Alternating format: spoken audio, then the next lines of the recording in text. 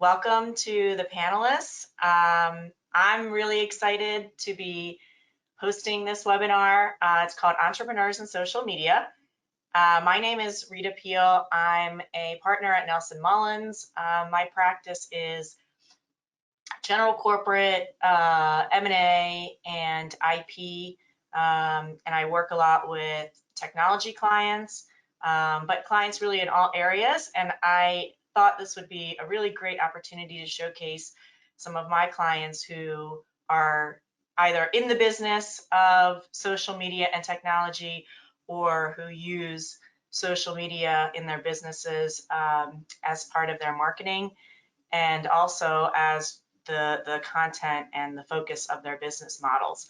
So I'm going to introduce each of the panelists, and then they can talk a little bit about themselves when we get to the presentation, because each of them is going to kind of have a little bit of a different focus, but all of their input is sort of relevant to the general conversation of how can professionals use social media to their benefit, and how to really kind of get that return on your time investment. So first panelist is Kate Ladon. Kate used to be a Baltimorean like the rest of us, but she moved to New York. And so she has her own company that focuses on personal branding and social media, primarily LinkedIn. And she works a lot with both executives and authors. And she has a class that she offers, and she's really been growing and been super successful. And I'm so excited to have kind of started.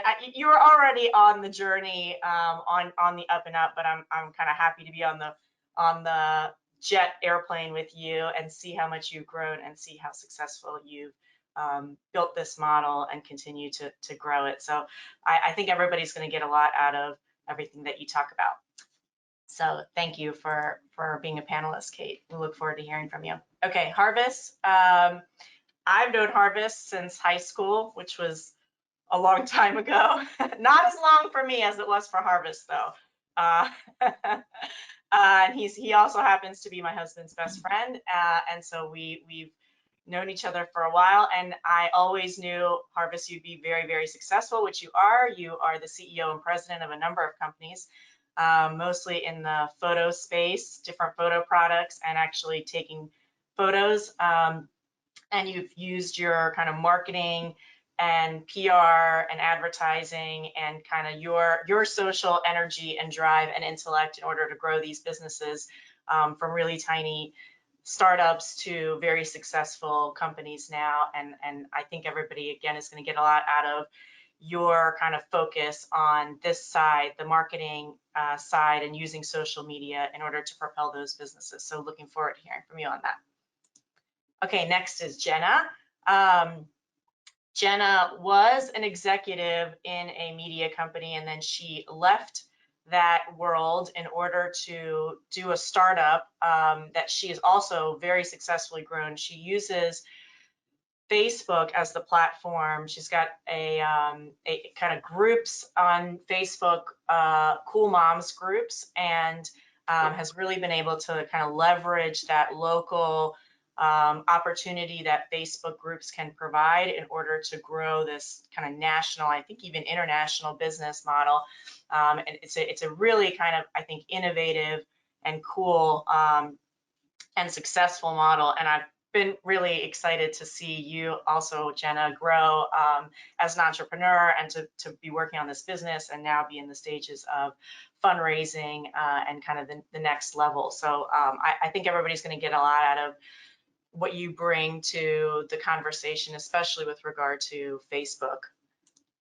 Okay, Emily. Emily's also one of my good friends, and Emily's got a thriving audiology practice. She's also a mom to twins, and she's got a whole lot going on in the community. She's like always asked to be a speaker. And if that wasn't enough, she decided to, I don't know if it was on a whim or you had a real plan, but decided to try her hand in TikTok and then became a viral sensation. So she's now an influencer. She used something that she's very passionate about, the hearing loss possibility in the kind of certain spaces, and using her technology and her intellect and her business model in order to show users and consumers kind of how things work in the audiology practice. And like I said, became an influencer overnight, and now is both on TikTok and Instagram, and kind of leverages her, I guess, her social media presence in order to raise awareness on some important issues in the medical space, but also to kind of grow her profile, and which in turn helps catapult the audiology practice and helps to grow that as well. So looking forward to hearing from you on all the areas that you cover, Emily. Okay, so we're going to get started. So the first slide deals with social media platforms and most bang for your time buck. Okay, so these are the platforms that we're going to focus on. Of course, there are others as well. YouTube is an important platform. People use Twitter a lot. And we're not going to focus on those, and maybe in another presentation, but for now we're going to look at LinkedIn, Facebook, Instagram, and TikTok, a little bit of TikTok. So we're going to start with talking about LinkedIn, and I was hoping that, Kate, you could just kind of talk first about a little bit about your business, how you use the LinkedIn platform, and kind of overview of what sort of methods and processes that you recommend to people that are thinking about, how can I leverage, my content, my presence, what I'm doing at work or personally in order to kind of grow myself professionally on LinkedIn. Yeah, so thank you. I was a reluctant LinkedIn joiner. I actually had a Facebook live show in Baltimore where I would do branding for Baltimore businesses, and somebody told me once, you millennials are so funny. You proclaim to be so great at social media, and none of you are doing LinkedIn. And I just happen to have the type of personality that if you tell me I can't do something, I'm going to do it. It's like that kind of motivator. And so I came to LinkedIn with all my millennial angst and gusto and approached it in the only way I knew how, which was very much in like a Facebook mentality. And at the time I was growing my business. And so I was sharing some pretty steep learning lessons from entrepreneurship. And I think all of us on the call can relate to what those are, like failing forwards and things of that and nature. And I was just surprised at how many people seem to really get into it. And I got my first international client from just very vulnerably sharing about the process of growing a business and my entrepreneurial journey. And for me, it really started to overtake other platforms I was in expanding my business pretty quickly with an international audience.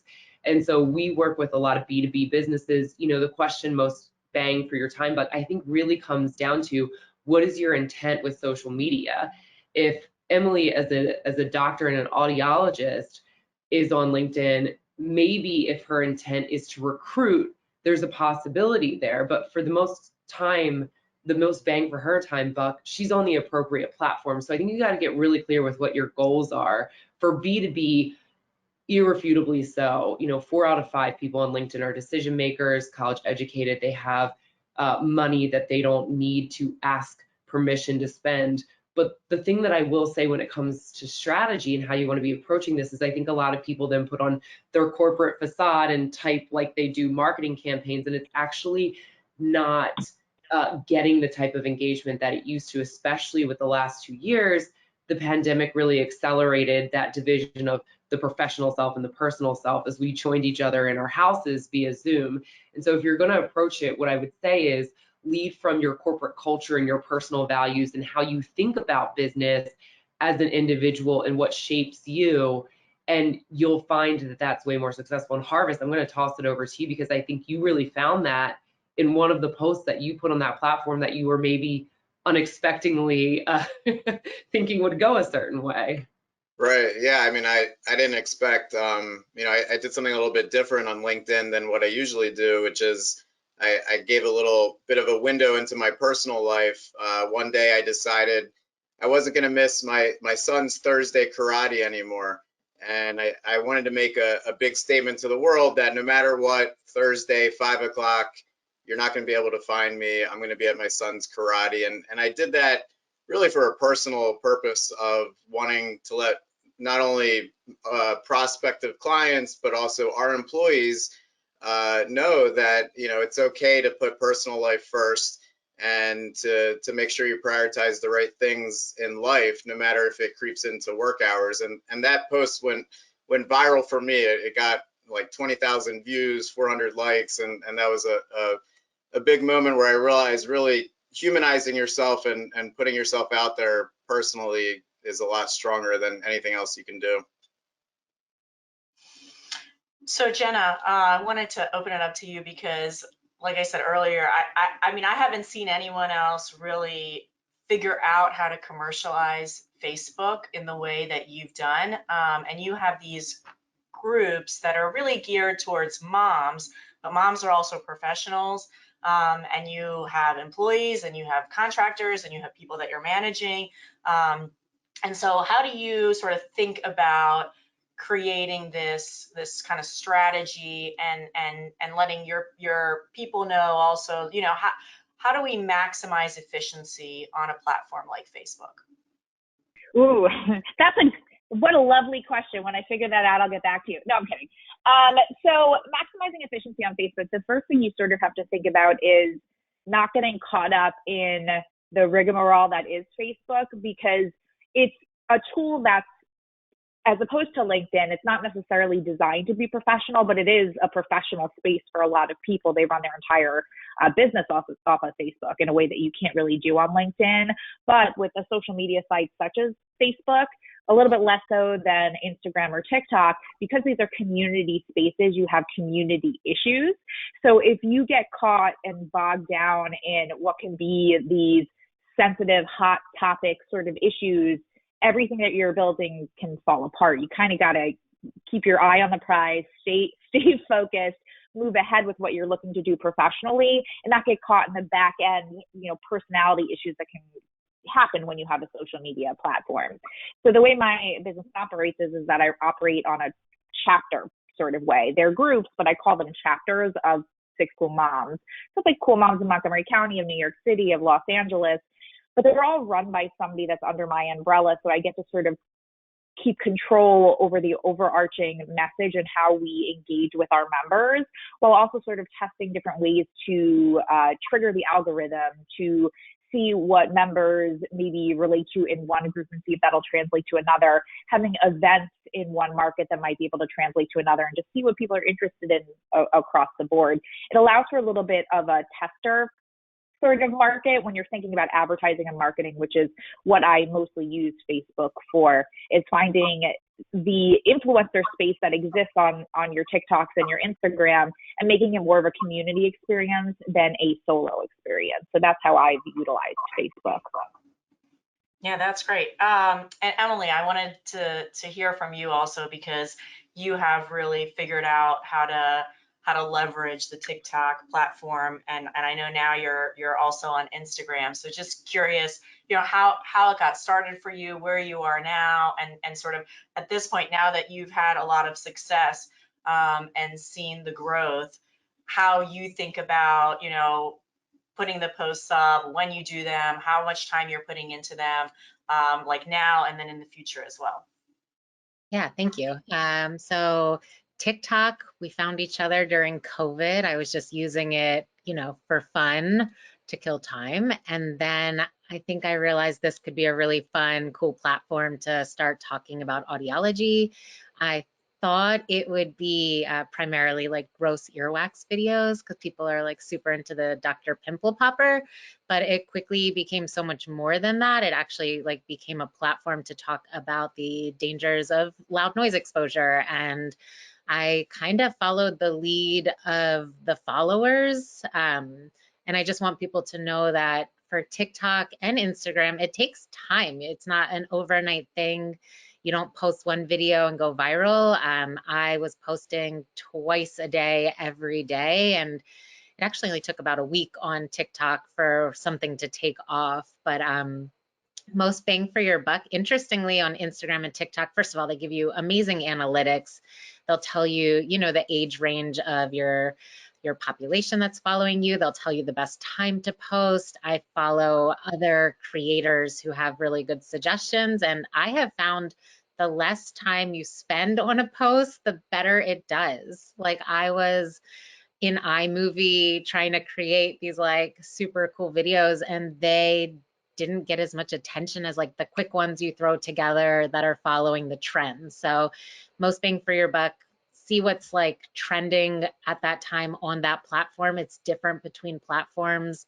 Pay attention to what people want to see, the things that are going viral, kind of break down why it is going viral, and then recreate it in other fun, interesting ways. Okay, that's great. And Harvest, I know that you already spoke a little bit about one of the posts that you had made, and just sort of you were a little surprised to see that when you showed the personal side as opposed to some of the more professional posts that you're used to making, that had a lot more traction than you anticipated. But I just wanted kind of to hear your thoughts generally on what platforms you think are good for a professional like you to promote their business, as sort of like promoting the business side, and then yourself personally. Sure. So as a business, we really base it off of where somebody is in the sales cycle. So we're a photo lab. We print pictures for photographers or consumers. And so there's the top of the funnel, and that's where you're really just becoming aware of a brand for the first time. And so we use TikTok a lot for that. That's a lot of videos on just, who we are as a company, who we are as a brand. And then when you get more to the middle of the funnel, which is the consideration stage, where you know who we are, but now maybe you've signed up, but you haven't actually ordered with us yet. In that consideration stage, we're using more Instagram, Facebook, where we can actually target the person who came to our website and say, hey, you came to our website, now here's a reason you might want to order. Try 20% off or free shipping today, or whatever it might be. And then there's the bottom of the funnel. So those are the people that have maybe added something to their cart, but they still haven't checked out yet. And there again, we're using Facebook and Instagram. And then there's the after purchase funnel, and that we really utilize all the different social media platforms. We use LinkedIn really to promote our business to the community, to the industry, really to try to attract more great employees for our company. And we also use LinkedIn for B2B efforts. Great. Okay. So we're going to move on to the next slide. And I did want to just let you guys know that I think a lot of the people on the webinar are lawyers. So it's really great to hear how everybody kind of structures their business, and some of the ways that you all have used these platforms to be successful personally and professionally and with your companies. But if there's, if there's some kind of like advice or something that you've learned that would be particularly relevant to somebody that is an attorney or, other professional, I think that would be really helpful just for people to hear. And, you never know like what sticks in people's minds in these kind of webinars. So I know I get a lot just from hearing you all talk, and I feel like, you should be billing me for this instead of the other way around. But hopefully, people on the call get something just from hearing you and understanding sort of what you've learned from your engagement with these platforms, and with the users and people that frequent your businesses, but also just sort of, understanding that everybody has their own goals when they're thinking about social media utilization. Okay, so this slide is actually geared towards that thought, and it's really how to use social media professionally. And when we think about how to do that and coming up with a plan, think about a lot of kind of different areas, like the content. What are you going to put in there? How long is the post going to be? How often do you post? Cross-fertilization. How do you kind of, use your post, whether it's on LinkedIn or Facebook or Instagram, and then kind of leverage either things that you yourself have previously posted or other people in your organization, or in other organizations or with another platform? And then how do you kind of think about engagement and maintain the engagement? And then the last is sort of brand control. And how do you make sure that you have consistent messaging, especially when you're not the only one. Like if you're doing it for your organization, you're not the only one that's posting, but there are other people that are posting. And I know, Kate, you know, you think about this sort of thing a lot because you're counseling companies, and you know, companies are people, so you're talking to executives. And they're thinking about, okay, you know, what sort of image do I want to project to the public? And then how do I consistently kind of maintain whatever goodwill has been created from my previous post, and also sort of like reflecting on the culture of the organization. So I actually wanted to ask you first, Kate, to kind of weigh in on this, and how do you kind of maintain that professionalism consistently, kind of from the first post through the evolution of a company or a person's history of posting? Yeah, thanks for the question. And I will say for all of the attendees, my better half is an attorney, and he's more of the straight edge, like grounded person in the relationship, and I'm just crazy. So it's good. It's good that this is the makeup of the audience. I'm very used to talking to this crowd, and a lot of our clients are principals in law firms or accounting firms. But you know, I think the first paradigm shift we make with a lot of our executives, and if there's one thing I can impart on all of you, is personal branding as a term really inherently sets us up to fail because it feels very central on us. And then there's all this pressure on how do I maintain my professionalism or values, and how does that align with my firm? And so I just want to flip the narrative. If any of you are familiar with the philosopher Joseph Campbell, he studied a lot of different societies from remote indigenous tribes in the South Pacific who had never interfaced with other communities to, you know, Western European. And what he found at the center of all those cultures is this idea of the hero's journey. And the hero's journey is basically, you see it in a lot of pop culture and novels.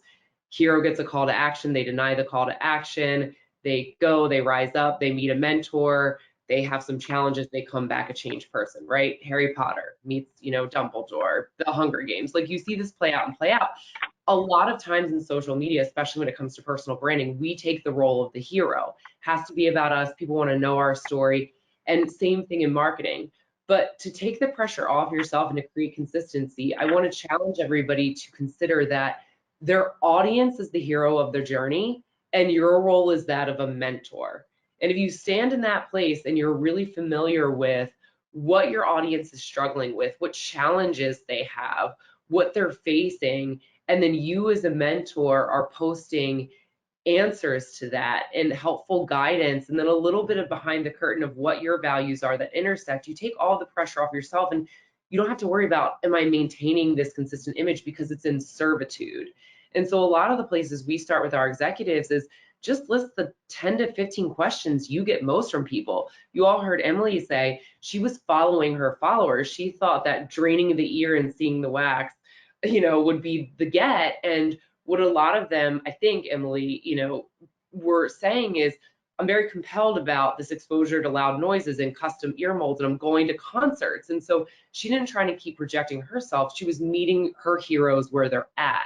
And I think that's the surest way, if you're standing in that place, that it takes all of this pressure to maintain that and to think about it in such a structured marketing format off, and you just become a person of value, which is what people want on social media. So that is like my big kind of meta, a paradigm shift I would challenge everybody here, especially when you're working in more, I'll say it, traditional industries like law, where you're thinking, is this a step too much in the personal or unprofessional direction?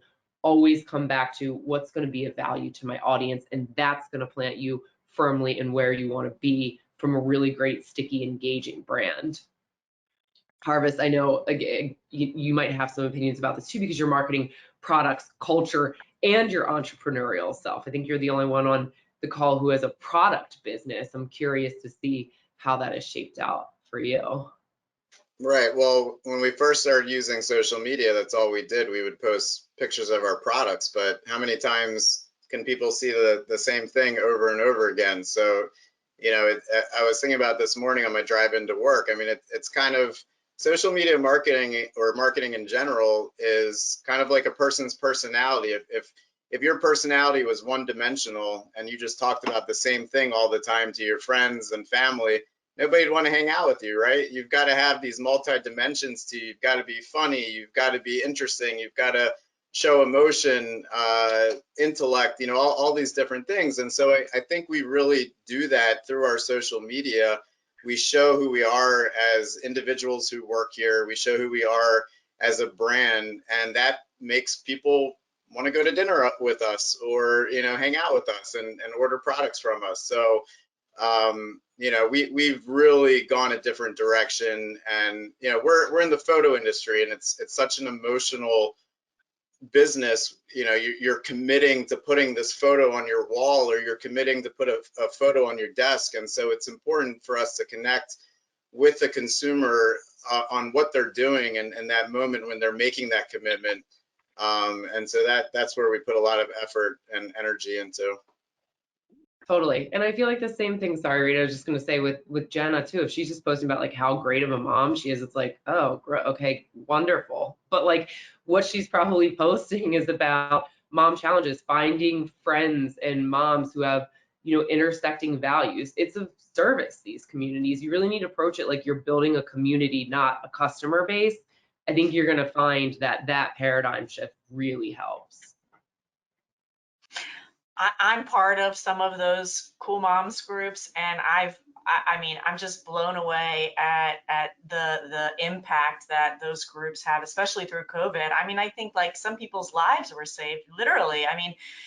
People go to these groups and they're looking for, friendship, and they're looking for validation, and sort of, and they get that, and they get this community. And I think it's such an awesome thing to be able to provide that as an offering, and then be able to make a business out of that, and to kind of use the local service providers as like the way to kind of reach these community members, and then have people, it sort of feeds off of that, where people want to support a local business person, and then they do it, and then they're happy with that service or product, and then they let other people know, and then you've got this community of people that you earn each other's trust, and then you can kind of build off of that. So I think that's really cool. One thing that I wanted to ask Kate you was, I think a challenge that I have with especially with LinkedIn is, like I want to promote myself, and I want to let people know, accomplishments that I've had professionally. I recently joined this firm, so I wanted to let everybody know, hey, I'm at this new firm, and here's what I'm doing, and here's all this great stuff about Nelson Mullins. But I didn't want it to seem like braggy, and I didn't want it to seem too like I'm just promoting myself, and I just really couldn't find that right balance. And I don't know, what is the answer, and I'm sure it's, it's complicated. Lawyers love to say, well, on the one hand this, on the other hand this. Clients just love that. But I'm sure it's kind of customized to the person. But just generally, what are your ideas on like how do you promote yourself, and kind of let people know about your personal accomplishments, or your professional, things that you've done that you're really proud of, without people being turned off by it seeming, too braggy?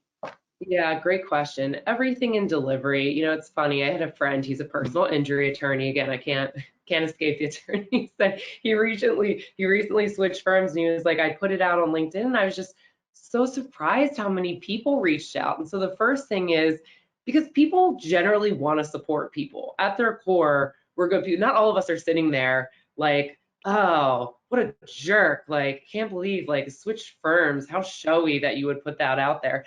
We're usually harder on ourselves than other people are. But I think it's in the messaging, and a lot of the times when we work with authors and executives, it's coming from an attitude of gratitude that's gonna buffer out any of the bragginess. So a lot of our authors are launching books, and we deploy direct message campaigns for the book launches.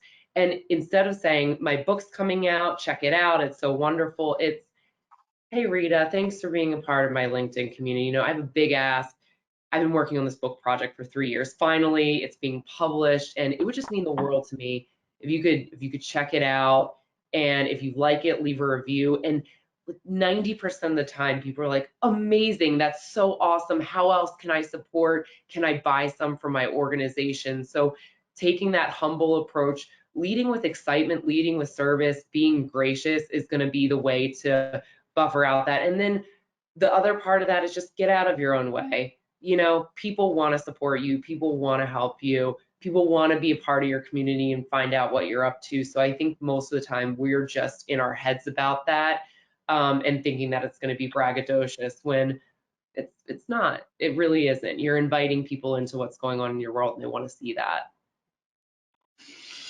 Okay, I'll remember that next time I want to post something that I think is a little too braggy. We'll work it out together. Okay, so next slide is one of my favorite areas, intellectual property.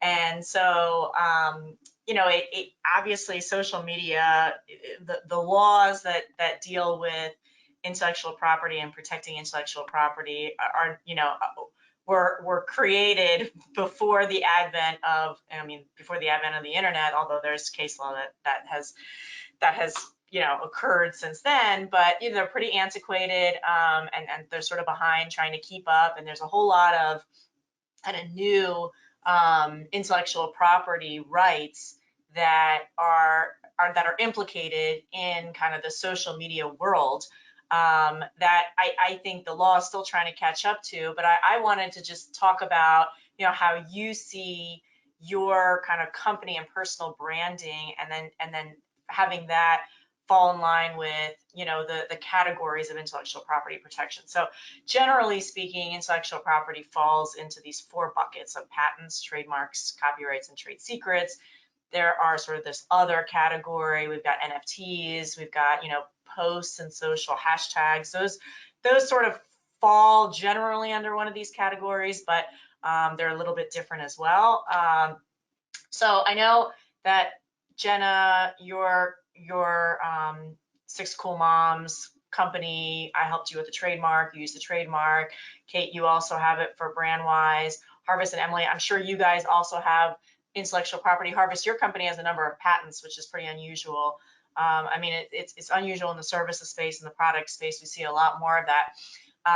And then Emily, I know, you know, with your posts, even though you're not thinking about intellectual property, there is this aspect of, you know, how do I protect my kind of brand, my likeness, my image, my personality, and the posts that I make to make sure that, you know, I have control of that, which is really the essence of trademark law. To, you know, you have a logo or a word that designates a brand, and it creates goodwill, it generates goodwill in the community for consumers, so that anytime you use that logo or you use that word mark, people automatically have this association with your brand. And so if people infringe on that, then they're kind of taking that goodwill and they're using it to their benefit without putting in the time, the money, the effort, and actually having that company and brand to support the IP. So I just wanted to generally raise this topic because it is something that everybody should think about when they're considering their social media presence and their social media posts and kind of and goals, and think about how you're protecting your company IP, your personal IP, and then when you move forward in your kind of in your social media presence, how that falls in line with the IP framework that you've created for yourself or for your company. So I did want to talk to Jenna first about this, because I know, Jenna, you've got, I mean, you just rebranded, have like a new, have some new artwork associated with your trademark and the logo.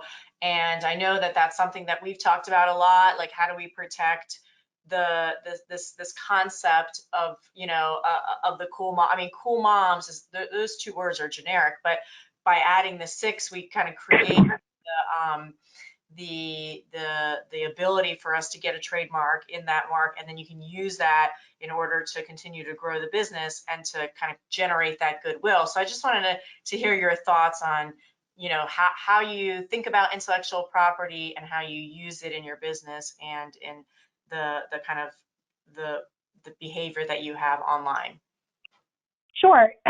So I think that for what I'm doing, having a trademark for my company name is imperative.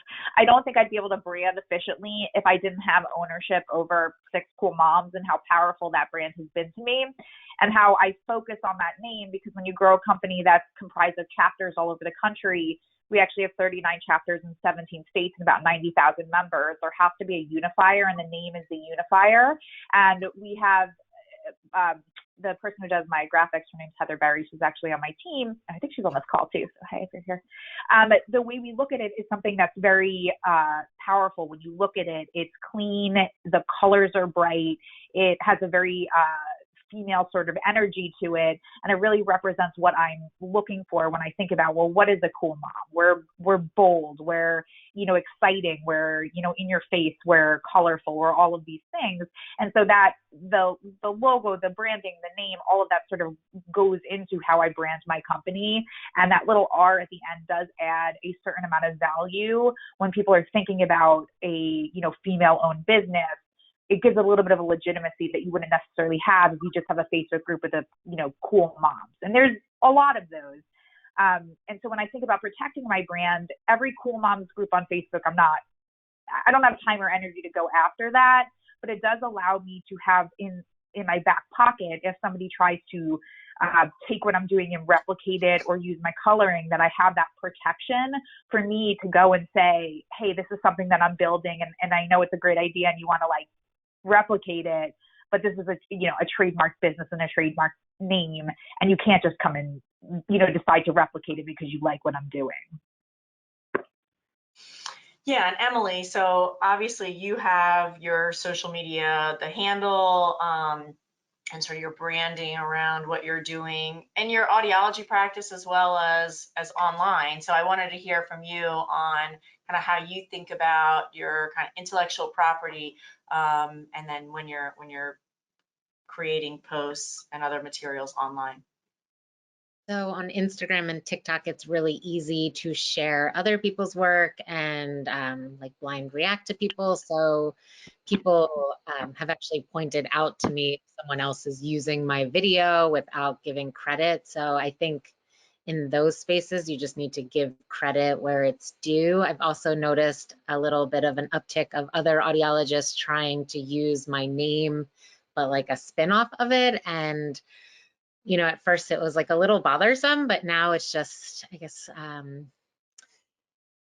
call it flattering. And I think there's space for all of us, and we're all doing slightly different things. And I'd actually love to really more share with audiologists how to use this space to benefit them. So next step for me would be talking to Rita about getting Dr. Earwax trademarked, and you know, it's turned into sponsorship deals and other stuff like that. So I agree with Jenna that getting that trademark would definitely give it more legitimacy, and yeah. Yeah, I mean, it's interesting online, especially, you know, some platforms like Instagram or TikTok where sharing other people's content is kind of promoted. I mean, it's part of the DNA of these platforms. But, you know, in the traditional IP space, you need a license in order to be able to use, distribute, promote somebody else's intellectual property, whether that's a video or their trademark or, you know, using whatever the patented product or material is. And, you know, and online, it's a little bit different. And I've had a lot of clients come to me and say, you know, somebody's doing this or that, you know, they're using my kind of, you know, goodwill in some capacity in order to help them. And how do I protect myself, and how do I, you know, go after them? And sometimes you can, and sometimes you can't, and sometimes it's worth it to send a cease and desist, to try to, you know, to get into a lawsuit and other times it's not. So, and sometimes it's allowed. I mean, all of these platforms have terms of use and privacy policies and community guidelines and all kinds of kind of legal language around what's authorized behavior and what's unauthorized behavior. So in order to kind of know what you can do, you have to know what the platform allows you to do, and then what other people are doing the same sort of thing. So a lot of it is driven by what these companies allow on their platforms, and then also what the traditional laws on top of that allow people to do from an IP standpoint. So we're going to move on to the next slide. So this is leveraging social for growth. So, you know, people think about how, all right, I have some people that are following me on LinkedIn or on Instagram or whatever. But how do I grow that following, and how do I, you know, show these people that I'm really like a subject matter expert in a particular area that they should pay attention to, you know, what I'm writing or what I'm saying or what I'm doing. So how do you kind of leverage these platforms in order to grow yourself professionally, and then if you're part of a company, to help grow awareness of your business, which, you know, and then convert that into actual purchases. So I wanted to hear from Harvest first on that, because obviously, you know, marketing, advertising, that's always been at the forefront of your mind. And I think any company that you came into, you would be able to grow it and to really promote it the way that you do using any of these platforms. It doesn't really matter what you're doing, as long as you've got the products and you've got the people, and then you can sort of take it from there. So just wanted to hear from you on how you've seen success in leveraging some of these platforms to grow. Sure. Well, you know, I always say something that's a little controversial, I think, for some people, but you know, a lot of people say the customer first. I always say the employee first, and then the customer. And I really believe that if you instill a great culture within your brands, within your companies, that in return will show to your customers or prospective customers. And so we put a lot of focus first on culture, and then we utilize a lot of different channels, but social media being one of the strongest ones to echo that to the world of, you know, this is who we are as a brand, and this is, you know, just what we believe in, and that in return, I think, really makes people want to work with us, knowing that a lot of people in this webinar are probably professionals and lawyers.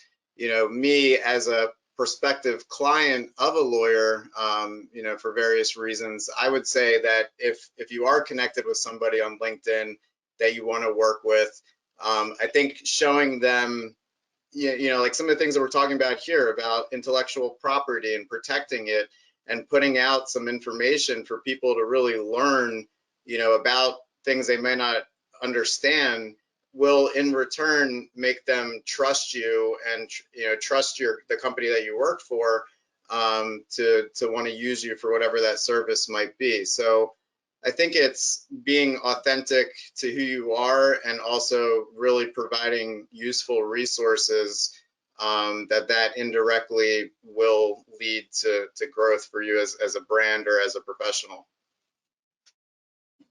Okay, thanks, Harvest. Jenna, well, and by the way, anybody who's at a law firm that's not Nelson Mullins cannot send anything to Harvest Kramer. That promotes, I'm committed to Rita leadership. But if you're at Nelson Mullins, it's all good. Sorry. So Jenna, I wanted to hear from you also, because obviously, you know, you've got these groups, these chapters on Facebook, and the more chapters that you have, and the more you can grow the existing chapters, the kind of, you know, more exposure that you get to the advertisers that you promote on these groups, and then also you grow the community. So how do you kind of think about leveraging for growth? And you know, okay, these are clients, these are advertisers, you know, your community kind of encompasses everybody. So how do you think about growth, and what do you do to kind of leverage that growth? So we actually have a set of procedures that we give to any new, what I call market directors. These are the people that run their chapters, and we give to them on how they can promote and grow their groups using Facebook. So a lot of our growth has been organic, and we solidly do about 2% growth week over week. And that's just based on the fact that if your algorithm is good, if people are interacting and engaging with your chapters, Facebook will pop you up in the search results. So anybody who goes and looks for moms groups, well, we're not one of the first ones going to pop up just because of the have. We also do have people that go into other essentially Facebook groups to promote our groups. We also have partnerships that we have in place. For example, I have one in this local area in Montgomery County, Maryland, throughout Northern Virginia with Domino's, where we're on their flyers. So all the flyers that get sent to all these households, it's like 20,000. We have our logo with a QR code right in the middle of it. It says, "Are you a cool mom?" and some cutesy stuff. But they can go right to our directory and link up to the group that's closest to them. So those kind of partnerships have been helpful, taking it offline and definitely using QR codes to keep it easy so people can just like click, go to your site and go that way. So there's lots of little sort of tips and tricks, but I think what sometimes works the best is having a external source, like an in-person, somebody seeing you hire, or having a business card handed to them, or meeting you in person. It builds a little bit of a different relationship than if we were just pulling people from other social media platforms. But we do it all. It all encompasses, like, anywhere you can get new customers, new advertisers, new members. I mean, people are everywhere. So there's always an opportunity to grow and learn with any of our businesses. And we're our own best representatives too. So when I go out in the world and I act as Jenna Liu, Six Cool Moms, I'm representing my brand the same way Kate represents hers, Emily represents hers, and Harvest to some extent. Yours is a little bit different, but you're representing your brand, and so you're your biggest advocate. And the more you do the webinars, the writing articles, author, like that, it's only going to build your brand and get people to become more attractional to who you are on social media, because they want to learn and they want to know more. Allergies, man. Is anybody else like dying over here? Well, for the next slide, Jenna, I'm gonna have you speak at the next one so you can take a little break. Okay, I can start. I took a drink. I'm ready. Okay, good. So wanted to talk about striking the right tone, and this is really geared towards, how do you create a social media plan, and expressing your culture, whether that's your personal culture, like how you do business as a professional, or your company, and then coming up with sort of short-term goals, long-term goals, and then some damage control, purpose, and then how do you respond to people that post or that comment, or that later on have some kind of either original post or repost or whatever. I think a lot of people kind of struggle with how do I come up with a plan for myself, and then how do I execute on that plan? So really, striking the right tone there, and then how do you really execute on that? So I wanted to hear first from Kate on that, because I know this is something, I mean, you're counseling clients exactly on this area, like, how do I come up with this? What do I think, step 1, step 2, step 3, and kind of how do I think about success in terms of what I'm doing on social media or in personal branding. So I wanted to open that up to you. I think the first thing is to identify your audience and go narrow to go fast here. I know it's easy to say business owners, right? But if you're talking to everybody, you're talking to nobody. And the key to creating really great content on social media, at least from our standpoint, is always write to one person, film for one person, talk like you're talking to one person. It's going to keep the personality there and the message a lot more crisp.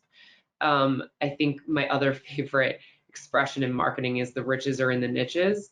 I just think it's so bang on. Get clear about who that person is. So maybe it's not business owners, it's I'll just female business owners in tech with raising Series B, whatever, right? That's a very specific person you're writing to. And so number 1, you want to get clear about that. Number 2, you want to reverse engineers what your goals are. So if it's recruiting, there's that. If it's client onboarding, there's that. If it's strategic partner onboarding, there's that. But the reason I say that is because it's going to guide your ratio. So for me, it's recruiting of talent and also recruiting of clients. And so I post about 3 times a week on LinkedIn, and the ratio is about 1 personal post to just fuel engagement, how I think of things as a business owner, one culture-oriented post about having a remote company and what that looks like, and then one teaching post around personal branding. But the key there too is I can maintain 3 times a week. There was a point where I was trying to do 5, but for LinkedIn, because that's kind of the space I play in, the shelf life is long enough where if I'm posting 2 to 3 times a week and I'm spending time commenting on accounts, I'm going to do just fine. For other, platforms that maybe once or twice a day, but consistency is king. You have to really, like, to play the long game, you need to be consistent. It's not just a flash in the pan. And to do that, you need to get clear about who you're targeting, come up with a realistic cadence for yourself and what the ratio based on your goals are, and then live into that consistency. I've been on this platform about 6 years now. I've seen influencers come and go because they didn't set themselves up for success in that way in the beginning. They just kind of like were having fun and then didn't solidify it into something. And so that's what I would say the 3 things to clear on. Who are you creating for? What's the cadence that's going to keep you consistent? And then what's that ratio of content that's going to get you there? The other thing to think about is, what is the medium? If you get writer's block, don't write. Do short videos. All of you could do 20-second videos on LinkedIn about a common question I get about employment law is, at what point do I have to pay overtime? Well, blah, blah, blah, blah, blah. Call me for more because it's always nuanced, right? But that is going to be just fine. And you may be more comfortable doing those short hits than you would typing up an article. So pick a medium. Every platform has different ways that you can publish. Pick a medium that's going to be comfortable for you to keep up that cadence too. So when I'm hearing you talk, I'm thinking about how, like and Harvest pointed this out as well. Like, I think it's important to highlight your personality, and I think it's important for people to kind of like feel like they're getting to know you a little bit. You're not just like a robot posting, random articles and like definitely posting, at 10 a.m. Monday, Wednesday, and Friday every time. That doesn't really show that you're, a person being thoughtful about this. So you want to show your personality. You want to have some kind of personal aspects to your post, and you also want to keep it professional, and you want to really try to be niche about who you kind of target, and then and what sort of materials you're writing, but also you want to you want to apply to like the general public and anyone who might become a client, and you don't want to kind of like pigeonhole yourself into one particular, like for lawyers, practice area or industry. So how do you reconcile that? Like, there's so many different kind of ideas of how this could go. So how do you like take all of that and think about, okay, this is what I'm comfortable doing, and here's how I should think about coming up with a plan in the short and the long term. I'm going to bring that back to you, Kate. Yeah, wow. It can really feel overwhelming when we think about it all. I think, again, so I laid out the game plan, and then I'm going to say, don't overthink it. It's social, right? The more you overthink it, the more you're probably not going to publish anything at all because it gets really weighty. Having said that, though, I think the thing to always come back to are, what are your core values? And I was talking to an author last week. It was about to be Mother's Day on Friday. We had this lovely tribute to his mom. He just released a book. And on the 2-yard line, he was like, I don't know, maybe it's because I'm Irish and us Europeaners aren't as open or like bombastic as Americans. Like, I feel kind of weird posting about my mom and tying the book to that. And I said, I think it's going to go really well. I think anytime you open up about your family and your values, it's going to go well. And if authenticity is a core value to you and this feels gross, don't do it. Don't do it. And so we ended up publishing a thank you post to Barnes & Noble on Fifth Avenue up here, who carried the book, and it went really great. I mean, viral for them. And so I think the short answer, aside from, send me an email, we'll talk offline, you can hire me, to reconcile all those things for you, is get really clear about where your own comfort and values and core values lie, because those will dictate the boundaries on how you're delivering all of this. And a core value of mine is humor and joy. I lead with that in my organization. And the other week I posted a GIF and I was raising my eyebrows, and they did the wave. I had nerve damage on one side of my face, so they're kind of like uneven. Somebody said, wow, you really wave your eyebrows, cool. And I was like, thanks, like that'll be my new icebreaker. And you know, like that's my personality. I wasn't worried that was gonna damage my professional reputation. If you can't kind of laugh and take things lightly, I probably don't want to work with you. So, but I'm comfortable with that. I know that about myself. So I think getting a little introspective helps that too. Okay, that's helpful. Thanks, Kate. Okay, so I know we've got like a few minutes left in the webinar. We're gonna take it to 11 on the kind of slides, and then we'll have another 15 minutes if anybody wants to stay on to ask questions. And we've got this recorded, so anybody who's on now who doesn't have time to stay till 11:15, that's fine. We can send you the recording if you want to listen to the questions. So last slide, this is about methodology. One of my favorite areas along with IP is really like tracking. How do you, how do you figure out the impact that you're having, whether it's per post or multiple posts or, various platforms, like how do you track your progress? How do you use data and metrics, whether that's kind of internal or you're using a program or a service provider in order to provide that information to you, and then how do you use it? So I'm gonna have Harvest start off with this because I know this is really in your kind of wheelhouse and something that you think about a lot, and you do an excellent job executing on it. Sure. Well, we have different campaigns that we set up. Some things that are more brand awareness, you can't really track exactly, if that's converting to sales. And so those, it's a little bit of a guessing game and feel to it. But for us, we're all about conversion. So, if we do social media ads, organic or paid searches, we're looking at, how many people are engaging with it, what's the click-through rate, and in return, how many of those people are turning into sales. And we measure each campaign against each other and look at data year over year. Now, Apple changed a lot of that for marketers last year. There's all these new privacy settings where you can opt out if you want to on your iPhone, where you don't want apps or websites to track you anymore. So the game has gotten a lot more complex in the last year. And so we've had to get really creative with creating our own data metrics to say this is a good post versus a bad post. And everybody in the marketing industry is really still trying to figure that out to this day. But the good news is that all these platforms, they have their own algorithms. If it is a post that, according to that social media platform, is a good post, you're going to get engagement. You're going to see the likes, you're going to see the comments, you're going to see the views. And so I think for a lot of people, that alone can help them determine, is this working or not?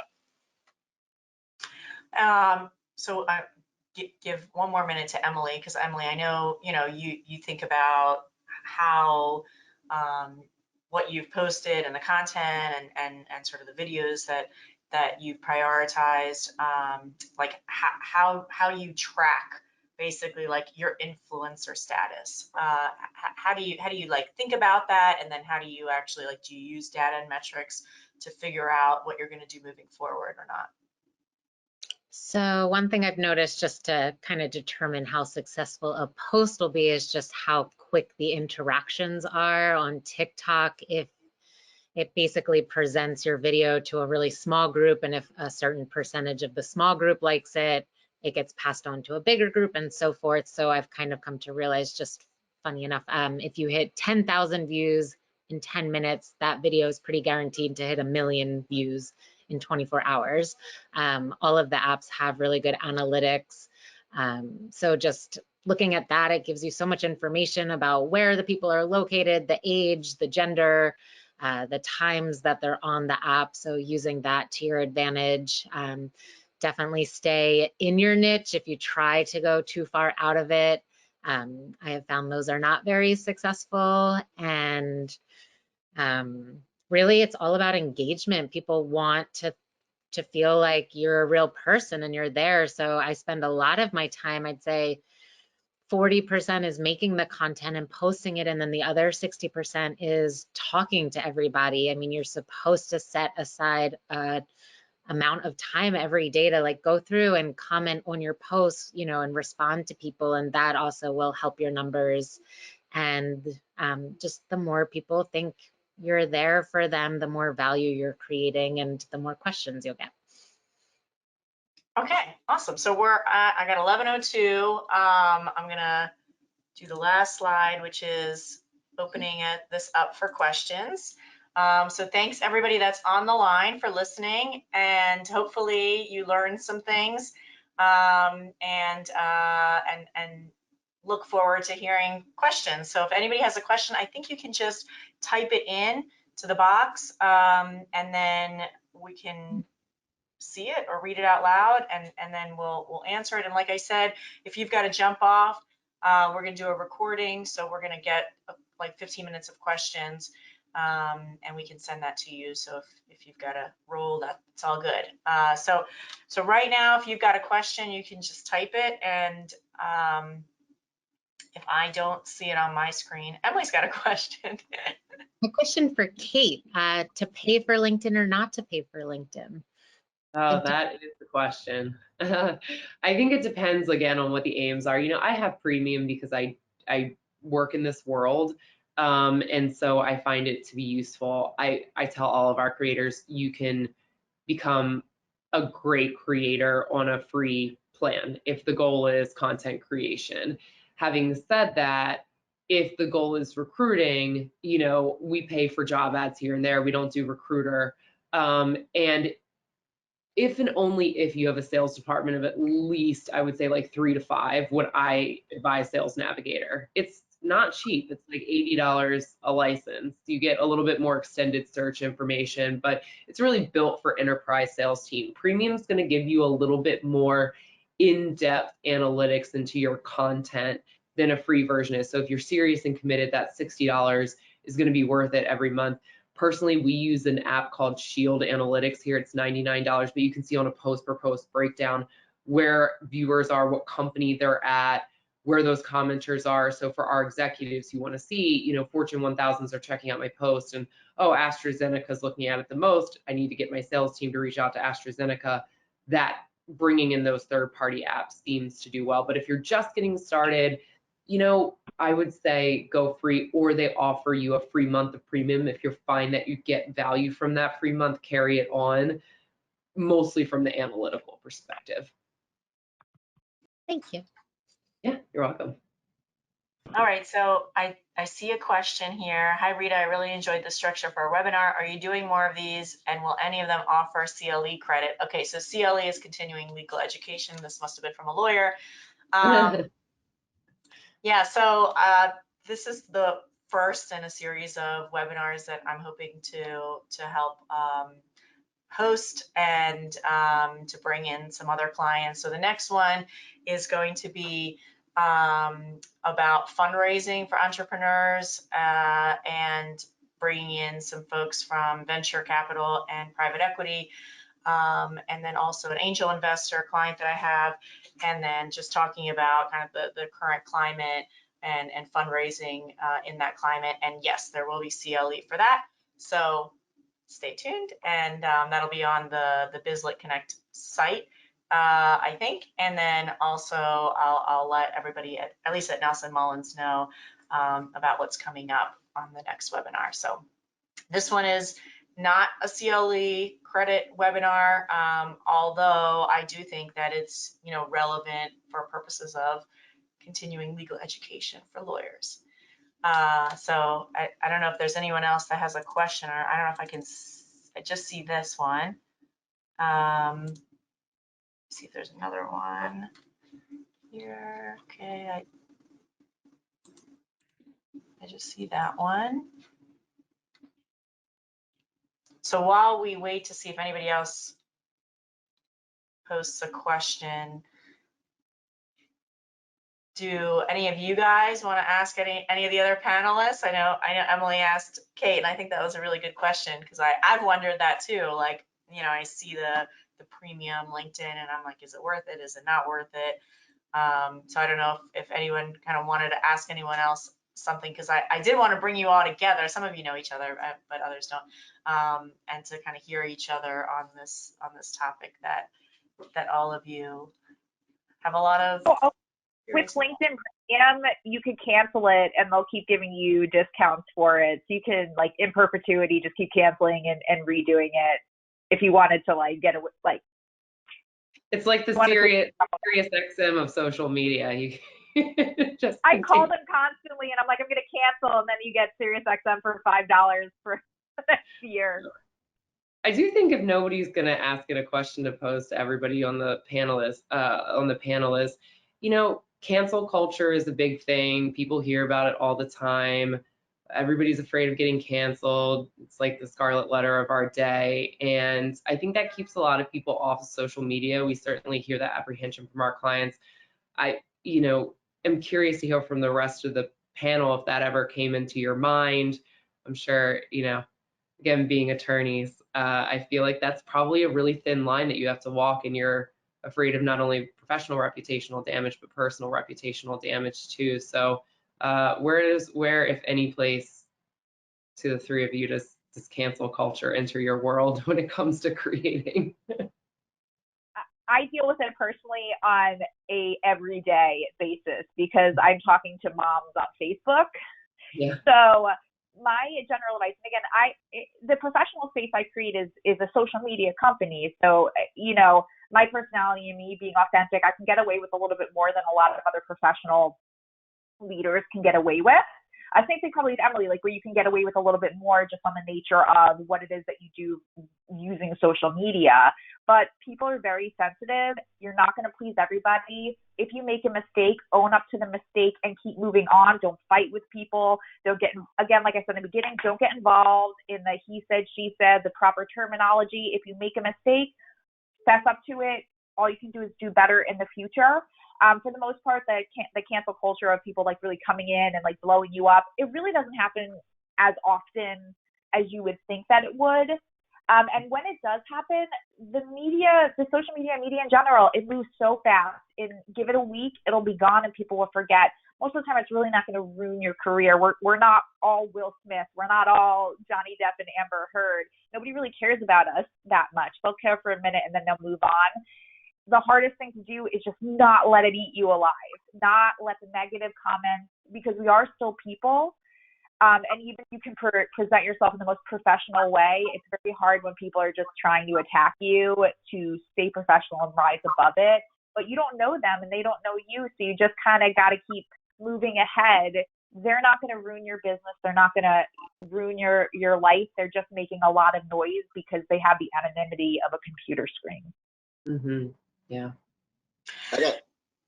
Sorry, you're going to say something, Rita? No, I was going to say that, you know, I do sometimes say to clients, even though I'm not a litigator, that anything you say can and will be used against you.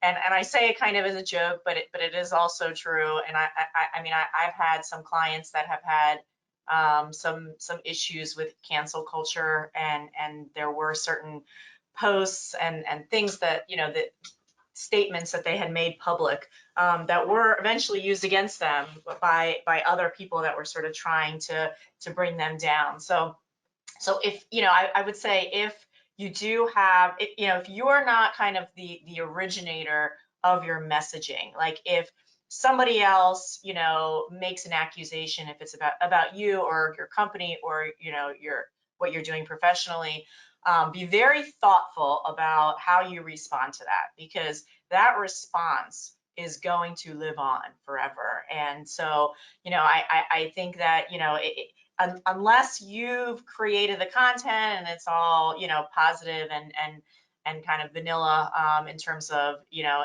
not offending anyone, and I mean, if you're a lawyer, not divulging any confidential information or client information or anything like that. But you know, if you're saying something and you're, you know, not sure, is this going to offend somebody? Is this going to, you know, possibly cause a backlash to me? It's better probably not to do it. And if you do kind of end up in a situation where you feel like you have to respond to something that somebody else has posted or said or done, and it's going out to the general public, you know, be very careful about your wording. and also, you know, how people might interpret that that's not you. So that involves letting somebody else, you know, think about it, read it, sit on it, don't post things right away. I mean, I know, Jenna, you go through this a lot with, you know, comments. Yeah, never post right away. Never. Take a beat. Yeah, yeah. So I know, Harvest, you wanted to talk about that as well. Well, I was just going to add a general question. I was curious what the panel, everyone on the call, their thoughts are on like cross-pollination of like I try to keep business separate from my personal social media, you know, so I put business things primarily on LinkedIn. Occasionally I'll post some things on personal social media, but I mean, what are everyone's thoughts? I mean, does it feel uncomfortable, or is it something that you do where you like to promote, you know, in both areas as your business page and on your, you know, personal page where you're with your friends and family? Some Yes. content creators, thank you, Harvest. I follow a lot of different content creators who give suggestions, and they do say to mix both, but however you feel comfortable with it. So they recommend doing like 2 business posts, 1 educational, 1 on trend, and then something more about yourself, sharing it on stories. So it's a little more casual, but they want to know it's a real person, and that's how people connect. And social media is all about forming that connection with people. So yeah, I think it's good to do both. But like, for example, for me, like I don't know how I feel about it, but like I'd love to put like my kids on my business page, and my husband's not comfortable with it. So it's, you know, checking with your spouse and what their level of comfort is with that as well. Yeah, So same. I feel like I'm just the same person on Facebook and LinkedIn for better or for worse. But to your point, you know, he wouldn't feel comfortable if I was posting about our relationship on LinkedIn. His firm would probably be like, what is this? So I respect those in my life. So my brand is really tied up in my personal life. So my all of my social media platforms are technically business for me because my personal life is my business. So my family has the understanding as well that like I'm going to put pictures up of my husband. I'm going to put pictures up of my daughter. I'm going to really control the message that I put out there, what I want them to see. And my personal life, my private time, those photos I keep for myself. But everything I put on my social media is a reflection of my life and my brand. But that's something very unique to what it is that I do. But I do think it's good for everybody to sort of think about as an entrepreneur, you know, as somebody in the legal field, how much of your brand is you and how much of it isn't you, and trying to figure out, do you want to be a public face of your brand or do you not, and making those lines clear so that you're not blurring the message between personal and professional, and it's not working out very well and nobody knows who you are, what's happening, and you look like a creepy robot where you have to start clicking boxes to see if you're a bridge or not, things like that. So you really have to decide what it is you want to put out to the world and then really craft that image. Unfortunately, social media for most of us in the business space isn't a place where you're just sharing things with your friends and family. It's an outlet for you to garner more business or connect with more business owners. Even in your personal pages, a lot of that's sort of happening because you have people who are working with you going to your personal Facebook page and looking. So all of our messages should be really handcrafted. And if you're not comfortable putting your children out there, you really shouldn't put your children out there. There's ways to craft a brand about yourself without putting your whole personal life on there, but not having people know or see that that's not your full life, right? They see what they see. It's your message to craft. And to touch quickly on cancel culture, I was facing a different sort of cancel culture on TikTok. You have to really understand TikTok because they will flag you for community guidelines for nothing. And if you have a certain number of flags, then they'll completely kick you off and there's no way to talk to anybody. So that was getting a little scary at times when I had that goal set for 1 million, and you know, the more you posted, the more risk you were taking. So that was a little scary. All right, well, what kind of stuff has been, sorry, I'll ask you offline. I'm curious. Go ahead, Jenna. What do you get, like, what kind of stuff have you been flagged for where you're like, what? I think the like most confusing ones have been when I am like blind reacting to someone else's video and their video has not been flagged for anything and I'm just talking about their video and they've said it was like gruesome or, you know, and they took it down. Also, some of my educational videos where I'm saying don't do this, they flag it as me telling people to do something dangerous. So it's a really, it can be confusing and it was risky. I like for a part of time almost stopped posting because I didn't want to get my account frozen. So Instagram is a lot more flexible. You can post whatever you want there. Okay, well, we are a little past 11:15. I wanted to thank all of you wonderful people for being panelists, Harvest, Jenna, Kate, and Emily. Thank you for taking the time and for putting up with me asking you a bunch of questions and scheduling and probably annoying you too much. So appreciate it. And I love working with you guys. And I'm so happy that we can kind of all come together and present on a topic like this, which to me is interesting and also like very scary and daunting because I'm like, how do I make this work? And I've got a certain pie of time that, you know, I should devote to client matters, but I also, you know, want to put myself out there. I want to kind of promote the firm and myself. So it was helpful for me to learn a lot about what sort of, you know, plan I could come up with and strategies to use and some other things about, you know, analytics and kind of how to use these different platforms personally, and also just to learn from all of you and to be able to talk to you in a setting that's not like, you know, on the clock. So appreciate it. And hopefully everybody on the call had a chance to get something out of this webinar. And definitely, I mean, I think I have information about all the panelists on the website, and then if separately, if you want to connect with them about something, I'm already volunteering your time. You see how this works. Then you can let me know or let them know. And so thanks again, and hope to see all of you soon. And bye-bye. So much. Bye. Yeah. Bye, everybody.